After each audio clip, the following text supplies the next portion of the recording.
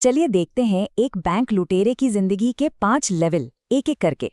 सब कुछ शुरू होता है बस एक ख्याल से, अगले लेवल पर जाने का ख्याल। तो पहला लेवल द लुकआउट, यानी बैंक से 3 ब्लॉक दूर सिर्फ पहरेदारी करना।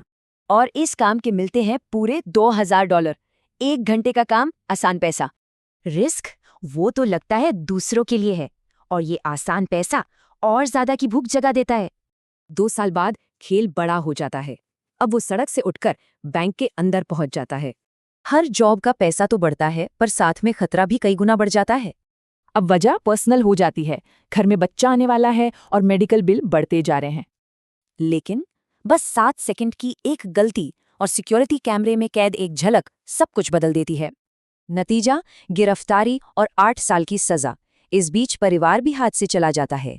6 साल बाद वो बाहर आता है। जेल ने उसे तोड़ा नहीं, बल्कि और शातिर बना दिया। यहाँ उसकी मुलाकात होती है मार्कस से, जो उसे एक बहुत कीमती सलाह देता है, पर वो सुनता नहीं है। सलाह को नजरअंदाज करके वो आगे बढ़ता है और अपनी खुद की टीम का बॉस बन जाता है। एक ही डकैती, एक बख्तरबंद ट्रक और कमाई होती है पूरे $2.5 लाख से ज्यादा। अब वो अपने बारे में छपी खबरें पढ़ता है। पैसा नहीं, रोमांच ज्यादा जरूरी हो गया है। और कहानी तब बिगड़ती है जब उसके एक साथी को अपनी और बॉस की जिंदगी में से चुनना पड़ता है। जैसा मार्कस ने कहा था, आखिरकार सारा हिसाब किताब उसके खिलाफ हो ही गया। उसे सारे मामलों में दोषी पाया गया और सजा मिली पूरे 25 साल।